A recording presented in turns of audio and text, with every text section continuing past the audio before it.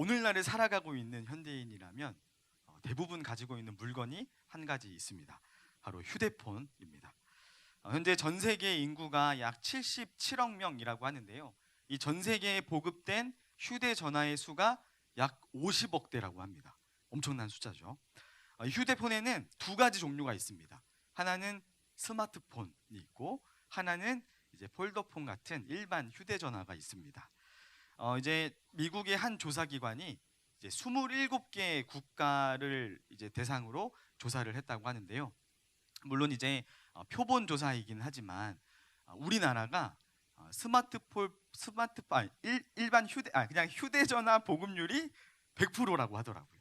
이 27개 국가 중에서 가장 높은 퍼센테이지였는데 더 놀라운 것은 이 100%의 휴대전화 보급률 중에서 그 100% 중에 95%가 스마트폰이라고 합니다. 그리고 5%가 이제 일반 휴대전화인데 아까 예배 전에 어떤 친구를 만났는데 그 친구는 폴더폰을 쓰는 친구예요. 그래서 야, 넌 5% 안에 드는 사람이다. 자신감을 가져라. 이렇게 이야기를 했는데요. 이만큼 우리나라의 그 스마트폰 보급률이 엄청나게 높다고 합니다. 여러분도 알다시피 스마트폰은 엄청나게 다양한 기능들을 가지고 있습니다. 그 다양한 기능들을 가능하게 하기 위해서 이 손바닥만한 작은 핸드폰 크기 안에 엄청나게 많은 부품이 들어가 있습니다. 전사님이 몇 년 전에 전사님이 사용하던 핸드폰에 배터리에 문제가 생겼습니다. 전사님은 사람만 이렇게 전사님처럼 배가 부르는 줄 알았는데 배터리도 배가 부르더라고요. 그래가지고 배터리가 조금씩 팽창하기 시작했습니다. 그래가지고 이걸 어떻게 하지? 지금 당장 약정도 걸려 있고 이거 바꾸기 힘든데 어떡하나 고민하다가 고민하면서 계속 팽창이 되더라고요. 그러다가 이제 시간이 지나다 보니까 어느 순간은 이제 핸드폰 뒷판을 손으로 벌리면 이제 뜯어질 정도로 이제 핸드폰이 팽창이 되었습니다. 그래서 전사님이 그래, 이왕 이렇게 된 거 내가 맨날 쓰는 스마트폰이 어떻게 생겼는지 한번 뜯어나 보자 하고는 이 스마트폰을 분해해 봤습니다. 근데 정말 이 작은 크기 안에 정말 작지만 정말 많은 부품들이 들어가 있더라고요. 그래서 통화를 가능하게 하기 위해서는 이제 상대방의 소리가 들려야 되는 스피커가 필요하고 내 목소리가 들어가는 마이크가 필요하고 또 이 신호를 전달해줄 유심칩이 필요하고 그 유심칩의 칩을 읽어줄 그 부품들이 필요하고 요즘은 지문 인식뿐만이 아니라 뭐 얼굴 인식, 홍채 인식까지도 되잖아요. 그런데다가 이제 카메라, 전면 카메라도 있고 후면 카메라도 있고 지금이야 이제 막 카메라가 후면 카메라도 막 3개씩 4개씩 되는 폰들도 나오는데 어쨌든 카메라들이 그렇게 많이 있고 그다음에 어두운 가운데에서도 사진을 찍게 하기 위해서 이제 플래시도 있고 그리고 GPS 장치 같은 것도 있고 정말 여러 가지 많은 부품들이 있는 것을 보았습니다. 그래서 어떻게 이 작은 크기 안에 이렇게 많은 부품들이 다 들어가나 하고 이제 놀라운 걸 넘어서서 야, 오늘날의 기술이 이 정도까지 발전했구나 하는 경이로운 마음이 들었습니다. 혹시 여러분 중에서도 이런 경이로운 마음이 들고 싶은 친구는 집에 가서 한번 여러분의 휴대폰을, 스마트폰을 한번 분해해 보면 좋을 것 같습니다. 참고로 전사님은 문과여서 그런지 분해는 이렇게 성공했는데 조립에 실패를 했습니다. 근데 여러분 이 스마트폰과는 비교할 수 없을 정도로 복잡하면서도 정교하게 만들어진 존재가 있습니다. 바로 우리 인간입니다. 우리의 인체를 살펴보면 각각의 필요와 기능에 따라서 다른 크기의 모양으로 구성되어 있는 총 206개의 뼈가 있습니다. 그리고 머리 끝에서부터 발끝까지 이어져 있는 혈관은 크고 작은 혈관들을 일렬로 쭉 나열하면 12만 킬로미터래요. 이 12만 킬로미터가 어느 정도냐면 우리 지구의 둘레가 4만 킬로라고 그러더라고요. 그래서 이 지구를 3번 돌릴 수 있는 정도의 엄청난 길이입니다. 그 밖에도 사물을 볼 수 있는 눈이 있고 그리고 피를 온몸으로 보내주는 심장이 있고 그리고 여러 가지 불순물들을 걸러주는 신장이 있고 그리고 우리가 음식물을 먹으면 그 음식물을 에너지로 흡수하고 또 소화하는 위와 장들이 있고 또 몸에 지시를 내리는 뇌가 있고 뇌에서 명령한 그 지시를 몸으로 전달하는 신경들이 있습니다. 그리고 이 손가락을 보시면 여러분 손가락이 얼마나 위대한지 몰라요. 이 물건을 도구를 활용하기 위해서 이만한 조건이 없습니다. 예를 들어서 우리 손가락 중에 하나만 없어도 도구를 활용하는데 굉장히 쉽지 않을 거예요. 정확히 5개가 있고 그리고 이 손가락이 뻣뻣하면 힘들었을 텐데 이 손만 있는 게 아니라 손가락이 있죠. 손가락만 있는 게 아니라 관절도 있습니다. 그래서 뭔가 우리가 도구를 활용하기에 완벽하게 지어진 우리 손도 있습니다. 그리고 우리 한번 옆 친구를 한번 볼까요? 옆 친구의 특별히 속눈썹을 한번 보여주겠습니다. 옆 친구의 속눈썹 본 적 있나요? 우리 옆 친구의 속눈썹을 보면 한 가닥 한 가닥 눈을 보호하기 위해서 나 있는 엄청난 그 섬세하고 정교한, 그래서 여러분 친구를 볼 때 저 친구는 이 오늘날의 미적 기준에 좀 안 맞는 것 같아 라고 하더라도 그 친구의 속눈썹을 보면 야 진짜 정교하고 섬세하게 만들어졌다, 이게 감탄을 할 수 있을 거예요. 전사님은 여러분들 중에서도 있을 수 있겠지만 전사님은 특별한 걸 하나를 더 갖고 있습니다. 전사님 손가락에 털이 좀 많아요. 어떤 사람은 진화가 덜 됐다라고 하긴 하는데 전사님은 가끔씩 이 털을 볼 때마다 이 털이 또 검해요. 그래가지고 이 털을 볼 때마다 하나님이 도대체 내 손가락에 털을 왜 만드셨지? 때로는 이게 좀 원망도 들다가 요즘은 계속 보다 보니까 한 올 한 올 보니까 이것도 나름 매력이 있는 것 같더라고요. 그래서 우리 하나님의 미적 취향이 조금 특이하시구나라는 것을 감탄하고 있습니다. 자, 그런데 정말 놀랍고 정교하게 지어진 것은 우리의 육체뿐만이 아닙니다. 우리가 느끼는 감정은 어떻습니까? 기쁨과 설렘, 그리고 기대와 부끄러움, 그리고 슬픔과 화남, 그리고 놀람과 공포, 그리고 삐짐과 서운함 등 어떤 심리학자는 우리 인간이 느낄 수 있는 그 감정이 무려 300가지가 넘는다고 할 정도로 우리의 인간이라는 존재는 이제 육체뿐 아니라 마음도 감정도 굉장히 복잡하고 섬세하고 정교하게 만들어진 신비한 존재입니다. 그러나 오늘 하나님께서 우리에게 주신 말씀은, 이 말씀을 통하여 하나님께서 우리에게 깨닫고자 하시는 것은 인간에 관한, 사람에 관한 정말 신비롭고 놀라운 사실이 몸에 있거나 혹은 마음에 있는 것보다 더 중요한 것이 우리 인간이라는 존재가 이 세상을 창조하시고 다스리신 하나님에게 있어서 너무나도 특별한 존재라는 것, 그것이 정말 놀라운 사실입니다. 오늘 본문 말씀을 우리는 개역 개정 성경을 보고 있는데 이제 세번역 성경 버전으로 보면 조금 더 이해가 쉬워서 전사님이 이제 세번역 성경으로 한 번 더 읽어드릴 텐데요. 우리 아마 자막이 준비되어 있을 거여서 오늘 아까 우리 한성이가 아주 꾀꼬리 같은 목소리로 우리 성경 봉독을 해줬지만 우리 조금 더 쉬운 버전으로 한번 이 의미를 생각해 보면서 한 번 더 읽어보겠습니다. 주 우리 하나님, 주님의 이름이 온 땅에서 어찌 그리 위엄이 넘치는지요. 저 하늘 높이까지 주님의 위엄 가득합니다. 어린이와 젖먹이들까지도 그 입술로 주님의 위엄을 찬양합니다. 주님께서는 원수와 복수하는 무리를 꺾으시고 주님께 맞서는 자들을 막아낼 튼튼한 요새를 세우셨습니다. 주님께서 손수 만드신 저 큰 하늘과 주님께서 친히 달아 놓으신 저 달과 별들을 내가 봅니다. 사람이 무엇이기에 주님께서 이렇게까지 생각하여 주시며 사람의 아들이 무엇이기에 주님께서 이렇게까지 돌보아 주십니까? 주님께서는 그를 하나님보다 조금 못하게 하시고 그에게 존귀하고 영화로운 왕관을 씌워 주셨습니다. 주님께서 손수 지으신 만물을 다스리게 하시고 모든 것을 그의 발 아래에 두셨습니다. 크고 작은 온갖 집 짐승과 들 짐승까지도 하늘을 나는 새들과 바다에서 놀고 있는 물고기와 물길 따라 움직이는 모든 것을 사람이 다스리게 하셨습니다. 주 우리의 하나님, 주님의 이름이 온 땅에서 어찌 그리 위엄이 넘치는지요. 오늘 이 시를 지은 저자는 광활한 땅과 하늘 그리고 경이로운 달과 별을 보면서 이 세상을 창조하시고 다스리고 계시는 하나님의 이름을 높여드리고 있습니다. 그리고 땅과 하늘, 달과 별을 향했던 시선을 이제 사람에게로 돌려서 하나님, 사람이 무엇이기에 이렇게까지 섬세하게 생각하여 주시며 사람이 무엇이기에 이렇게까지 따뜻하게 돌보아 주십니까? 하나님, 사람이 무엇이기에 사람을 하나님과 같이 지으시고 사람이 무엇이기에 하나님께서 마땅히 쓰셔야 할 존귀롭고 영화로운 왕관을 사람에게 대신 씌워 주십니까? 하나님, 사람이 무엇이기에 만물을 다스리는 하나님의 일을 사람에게 대신 맡기십니까? 라면서 인간을 사랑하시는 하나님께 찬송을 올려드리고 있습니다. 그렇습니다. 하나님께서는 성경을 통하여 하나님께서 창조하신 우리 인간이라는 존재의 진짜 의미는 하나님의 형상으로 지어진 존재, 하나님을 닮은 존재, 그 어떤 존재보다 하나님의 마음을 잘 이해할 수 있는 존재, 하나님이 쓰셔야 할 왕관을 대신 씌워주신 존재, 하나님의 신뢰 안에서 하나님의 마음으로 이 땅 가운데에 하나님의 일을 대신 감당할 존재, 하나님께서 특별하게 생각하시는 존재, 즉 우리가 하나님의 자녀라고, 하나님의 딸이라고, 하나님의 아들이라고 말씀하고 계십니다.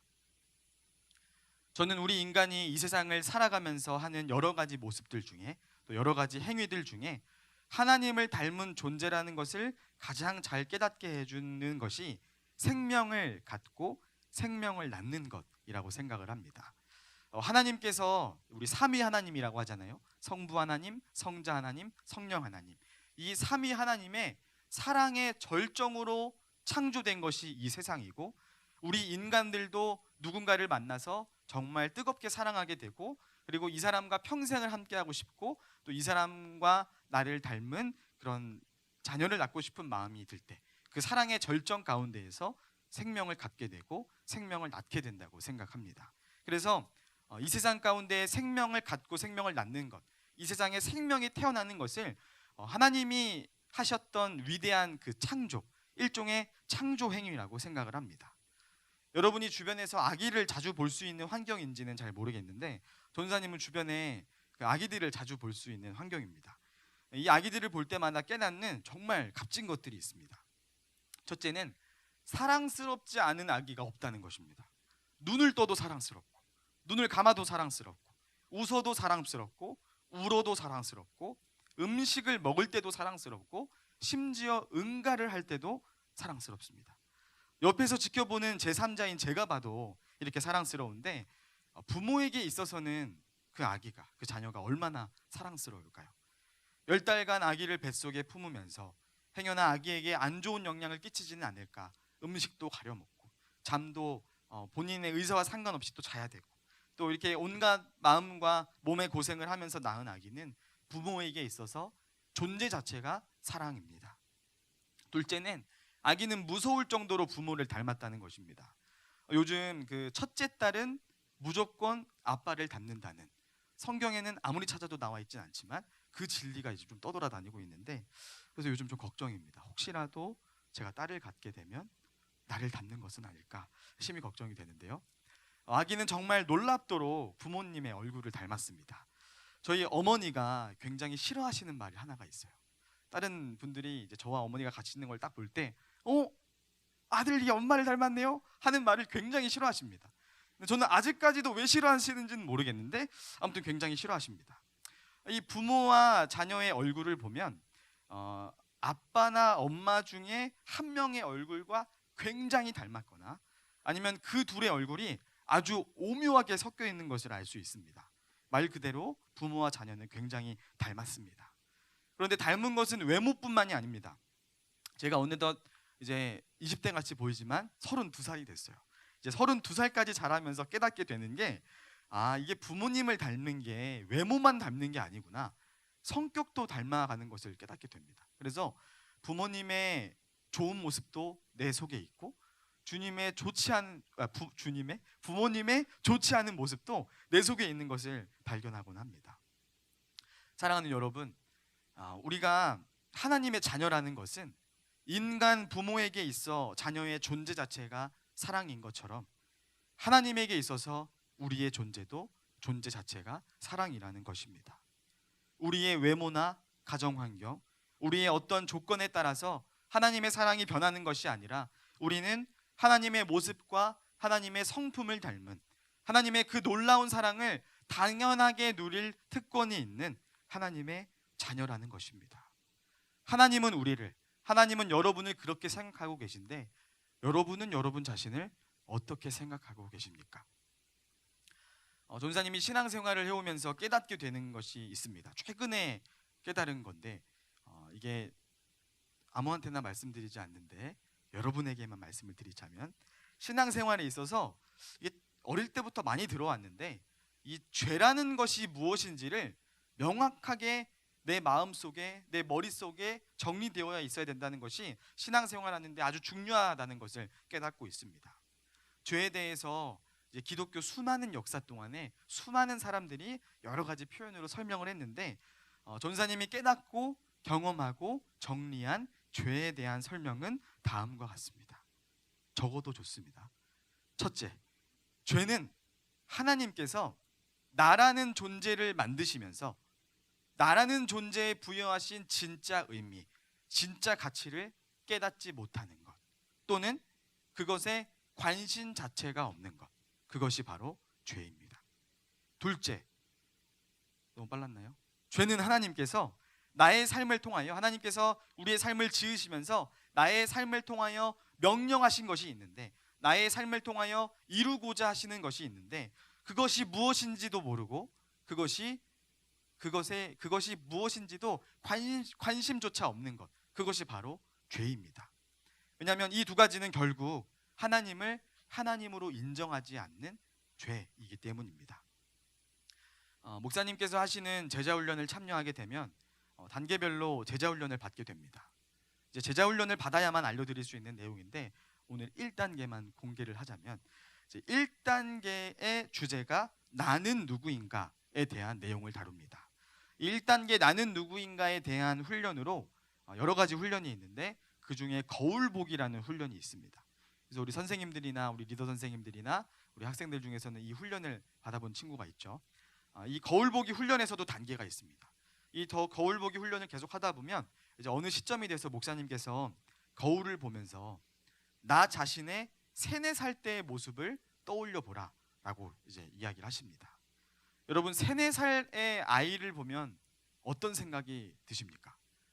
다른 생각이 들지 않습니다. 딱 한 가지 생각이 드는데, 존재 자체가 너무 사랑스럽다라는 생각이 듭니다.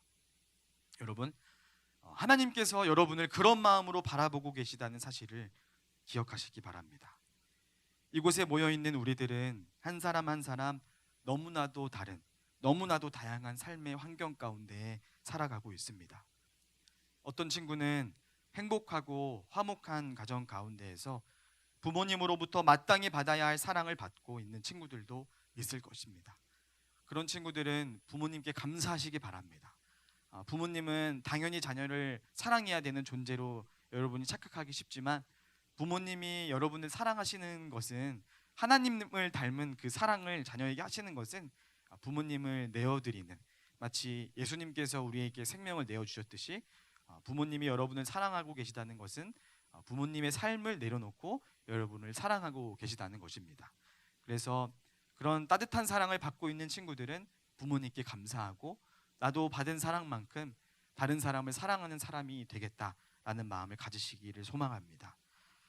혹시 이곳에 있는 친구들 중에서는 원치 않는 가정의 불화나 상황으로 부모님으로부터 마땅히 받아야 할 사랑을 받지 못하고 있는 친구도 있을 수 있습니다. 여러분에게 드릴 수 있는 말은, 하나님께서 누구보다 여러분을 바라보시며 아파하고 계시고, 여러분의 삶 가운데 함께하고 계시고, 여러분의 삶을 붙들어 주시고 계셨으며 지금도 붙들어 주고 계시고 앞으로도 붙들어 주시라는 사실을, 붙들어 주실 것이라는 사실을 여러분 기억하시기 바랍니다. 그리고 인간 아버지, 인간 어머니가 아니라 하나님이 여러분의 아버지가 되시고 하나님이 여러분의 어머니가 되심을 기억하면서 사람이 줄 수 없는 그 무한하고 완전한 하나님의 사랑을 사모하는 여러분이 되시길 소망합니다. 여러분은 하나님의 자녀입니다. 내가 하나님의 자녀인 것을 깨닫게 될 때 비로소 나를 사랑할 수 있게 되고 내 옆에 있는 사람도 사랑할 수 있게 됩니다. 또한 내가 하나님의 자녀인 것을 깨닫게 될 때 비로소 나의 삶의 진짜 의미를 깨닫게 되고 나를 향한 하나님의 계획을 깨닫게 됩니다. 여러분의 삶 가운데에 하나님의 자녀됨을 깨닫는 그런 귀한 은혜가 있기를 소망합니다. 기도하도록 하겠습니다.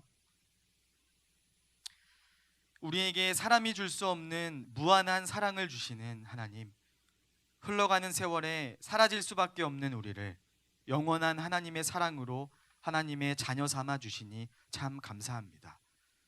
하나님의 사랑이 여기 모인 모든 이들의 삶 가운데에 가득 흘러넘치게 하시고 그 사랑으로 말미암아 내가 어떤 존재인지, 내 옆에 있는 사람이 어떤 존재인지, 이 세상을 살아가며 내가 어떻게 살아가야 하는지 깨닫게 하여 주시옵소서. 감사를 드립니다. 예수님의 이름으로 기도드립니다. 아멘.